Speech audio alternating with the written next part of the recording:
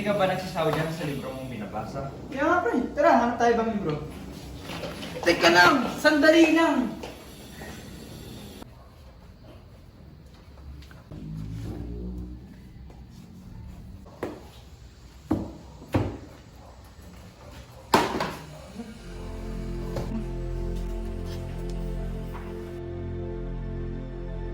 Ano ito?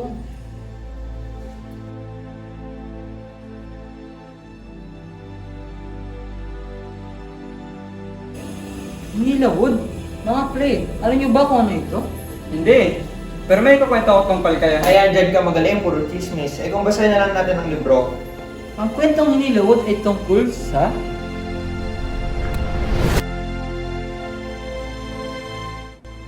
Tungkol sa Diyosa ng silangang langit na nagngangalang Alonsina na dapat ikakasal dahil sa isa na siyang ganap na dalaga. Utos ng Diyos ng lahat ng Diyos at Diyosa. Marami ang nagtangkang ligawan ito, ngunit ang puso ng Diyosa ay nabiyag ng isang makapangyarihang pinuno mula sa halawad na nagngangalang Datu. Datu Paubari.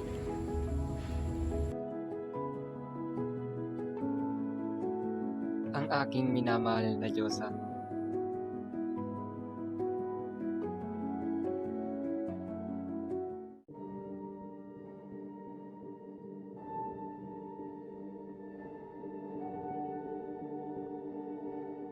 Dito maaari. Dapat makaisip tayo ng paraan upang paslangin sila Paano natin gagawin yun? sa pamamagitan ni Macleum sa tuwan.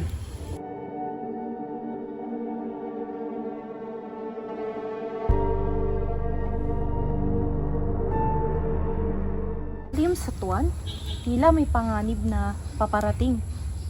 Hindi maganda to.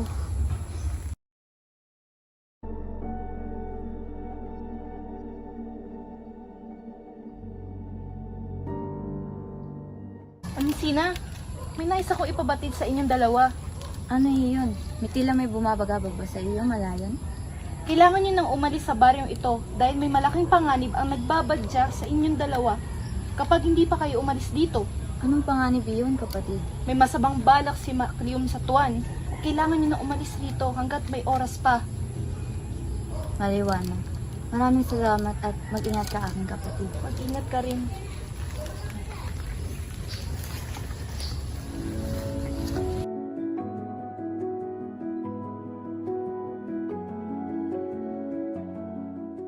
Pagupad ng tubig baha, palihim na bumalik sina Datu Paubari at Alonsina sa lupain ng Halawod. Pagkalipas ng ilang buwan, ipinangnak ni Alonsina ang kanilang 3 anak. Nandito ka na pala, Bungot Banwa. Pero ba ang iyong mga anak? Ito na nga ang aking mga suki. Kung gayon, aking sisimulan ng ritual.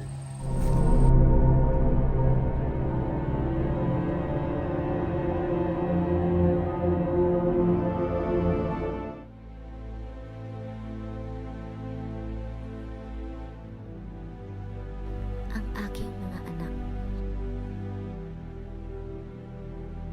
Ang pangalan mo ay Labaw Tonggon. Ang pangalan mo naman ay si Humadapno. Ikaw naman si Dumadapdap. Nais kong maglakbay papuntang handog upang hingi ng kamay ng pinakamagandang dilag na si Angoy Gimbitinan upang aking maging kabiyak.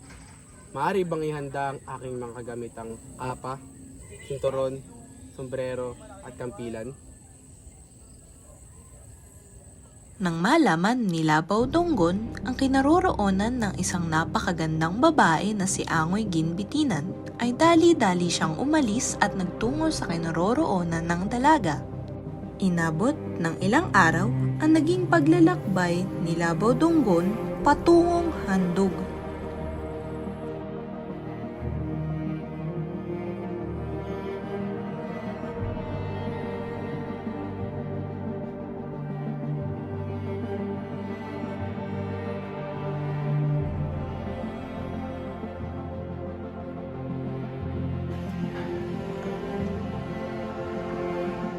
Nais kong malaman kung saan matatagpuan ang napakagandang dalaga na si Angoy Gimbitinan.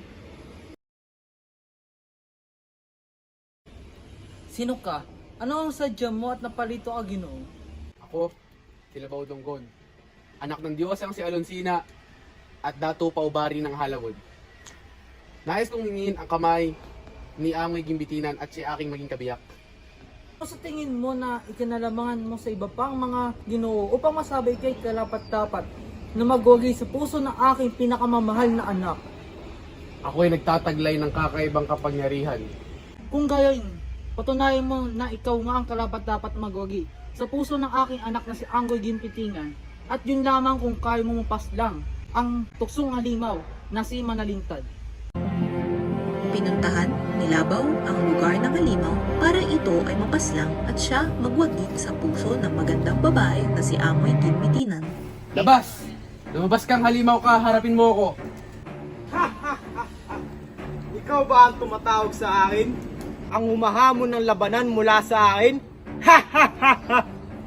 Totoo ba tong nakikita, oh? Oo, ako nga. Ako na tatapos sa maliligayang araw mo.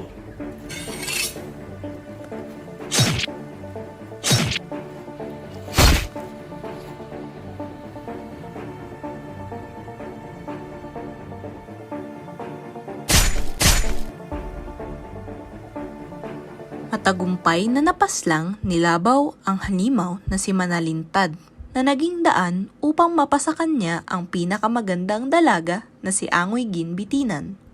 Pinatunayan mo na ikay karapat-dapat para sa aking anak na si Angoy Ginbitingan. Binibigay ko sa iyo responsibilidad para pakasalan ang aking anak.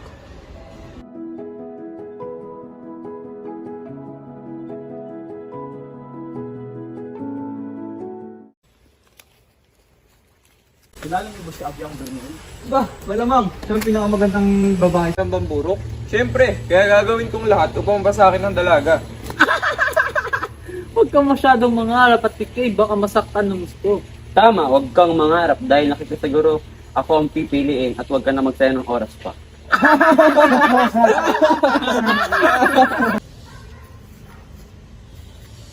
Ano nangyari? Tila may buwabagabag sa'yo, aking mahal. Wala ito, aking mahal.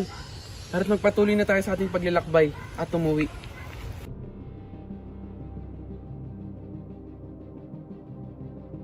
Nang makarating na sila ng halawot, kaagad na ibinilin ni Labaw si Angoy sa kanyang ina na si Alonsina, at saka ito umalis muli upang maglakbay patungong Tarambang Burok.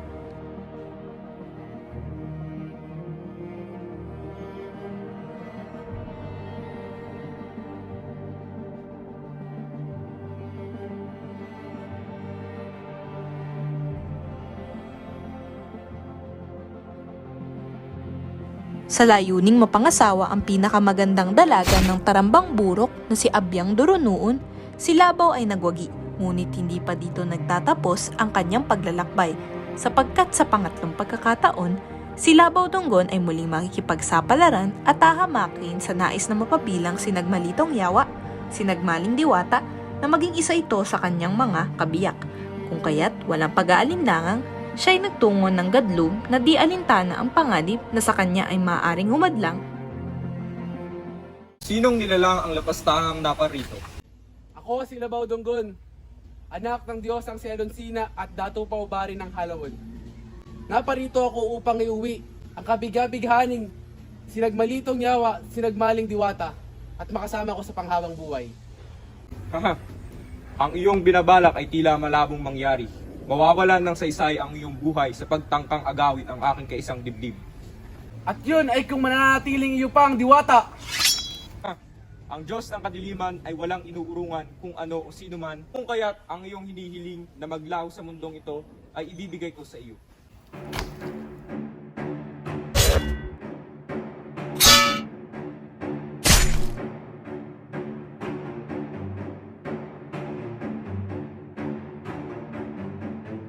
Sa taglay ng Diyos ng kadiliman na si Saragnayan, habang naghihinagpis si Labaw sa kanyang pagkakabilanggo, ay siya namang pagsilang ng kanyang mga anak na sina Asumangga, Abyang Baranugon, hindi niyo na kinakailangan pang maglakbay.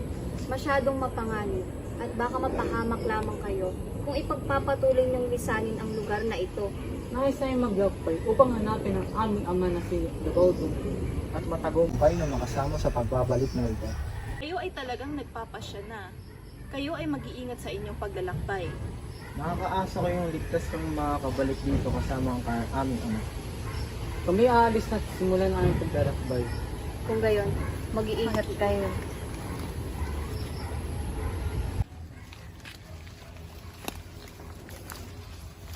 Ito ba talaga ang daan patungo sa ating ama?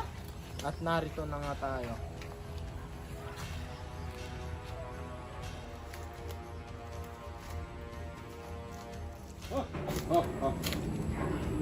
Ni sino mang ay walang kayang makapaglinlang sa akin.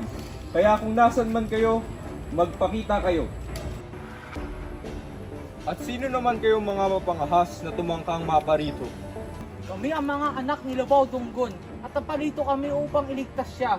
At palayain ang aming ama mula sa iyong mga kamay. Sinasabi ko sa inyo, sinasayang nyo lang ang oras nyo dito. Mas mabuti pang pumunta na lang kayo sa inyong ina at unahin munang putulin ang inyong mga puso. Ngunit kahit anong gawin nilang pagsugod ay tila walang saysay. Biglang sumagi sa isipan ni Baranugon ang sinabi ni Alonsina ang patungkol sa anting-anting na suot ni Saragnayan. Ang tanging paraan upang mapaslang ang Diyos ng kadiliman na si Saragnayan ay sa pamamagitan ng pagkitil ng isang baboy ramo kung saan siya kumukuha ng kanyang lakas. Teka lang, nakaisip ako ng paraan paano paslangin si Saragnayan. Paano naman? Dito ka muna, may hanapin lang ako. Ha?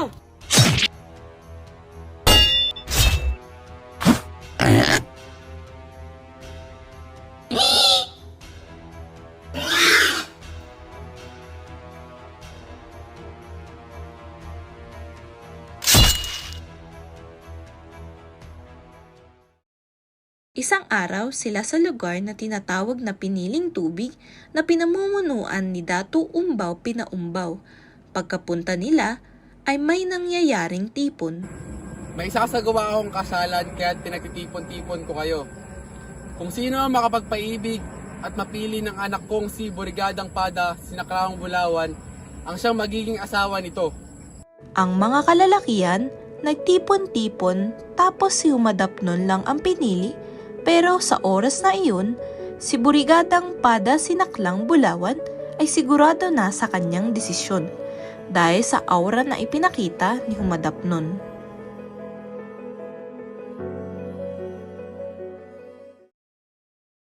Lubos ang kaligayahan ni Datu Paubari nang sila'y magkita-kita ng kanyang mga anak at sila ay nagkwentuhan.